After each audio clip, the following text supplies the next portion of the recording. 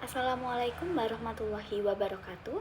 Perkenalkan, nama saya Putri Dwi Febilidia Rahmawati dengan NIM 2024101601100542 dari kelas manajemen J, Prodi Manajemen Fakultas Ekonomi dan Bisnis. Nah, teman-teman semuanya, di sini aku akan menjelaskan materi tentang etika berpakaian dalam Islam. Apa sih etika berpakaian dalam Islam itu? Nah, itu merupakan salah satu etika yang wajib dilakukan oleh seluruh umat muslim, yang khususnya kaum perempuan. Etika berpakaian merupakan tuntutan moral dalam menjaga agama, dan mereka diajari untuk tidak memperlihatkan aurat atau perhiasan mereka. Pelajaran yang dapat diambil dari etika berpakaian dalam Islam ini adalah mengenai pentingnya menjaga aurat, menghindari berpakaian yang menyerupai lawan jenis, dan menjaga kesederhanaan serta tidak berlebihan dalam berpakaian. Selain itu, etika berpakaian mengajarkan tentang pentingnya menjaga kehormatan diri dan menghindari perilaku yang dapat menimbulkan fitnah atau gangguan bagi orang lain. Nah, teman-teman, muslimah sekarang ini banyak yang kehilangan rasa malunya. Mereka mengenakan pakaian yang transparan dan pakaian ketat yang memperlihatkan bentuk dada dan pundak, ditambah dengan tidak memakai kerudung. Mereka memperlihatkan tubuh mereka tanpa rasa malu dan takut kepada Allah Subhanahu wa Ta'ala. Semoga Allah memberi petunjuk kepada mereka untuk kembali ke jalan yang benar dengan menutup aurat dan punya rasa malu, baik kepada Allah Subhanahu wa Ta'ala maupun kepada sesama manusia. Nah, ada beberapa aturan syar'i pakaian muslimah, yaitu tidak boleh tipis dan tidak transparan kecuali ketika di depan suami. Dasar dari syarat ini adalah hadis yang diriwayatkan oleh Aisyah bahwa saudara perempuannya Asma binti Abu Bakar datang kepada Rasulullah memakai pakaian menerawang.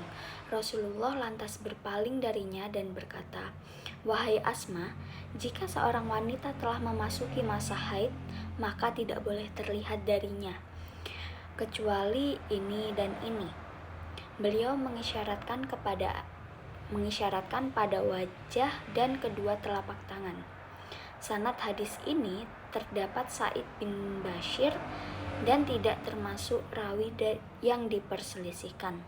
Abu Daud berkata setelahnya, ini adalah hadis mursal yang bersambung sanadnya, karena Khalid bin Duraik tidak bertemu dengan Aisyah. Berdasarkan kutipan hadis di atas, jelas bahwa Rasulullah telah menetapkan batas aurat bagi wanita yang sudah balik, yaitu seluruh tubuhnya kecuali yang boleh terlihat, yaitu wajah dan kedua telapak tangan.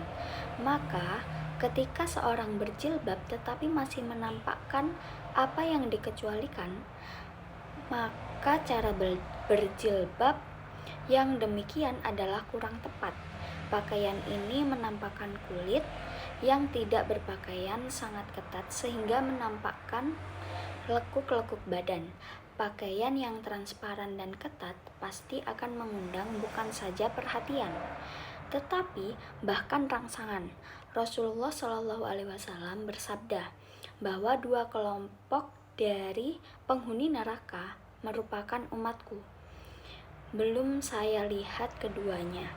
Wanita-wanita berbusana tetapi telanjang serta berlenggak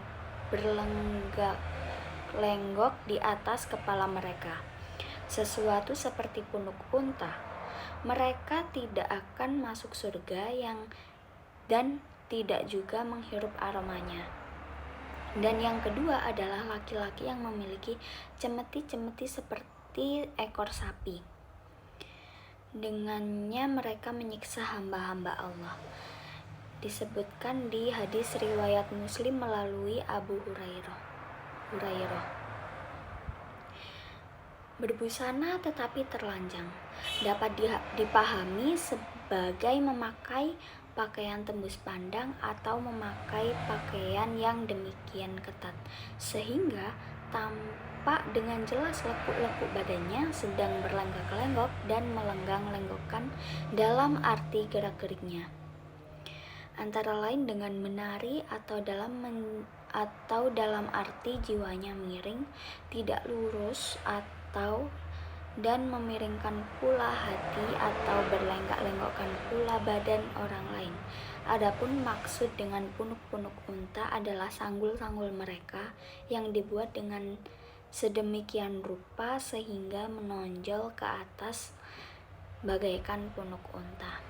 Sehingga konsep dasar busana dalam pandangan Islam menjadi bagian penting yang harus disadari oleh setiap muslimah tanpa harus terjebak dengan mindset berbusana gaya barat yang bertentangan dengan prinsip-prinsip moral dan dasar ajaran agamanya. Sekian itu saja yang bisa saya sampaikan. Mohon maaf jika ada banyak salah kata. Terima kasih. Wassalamualaikum warahmatullahi wabarakatuh.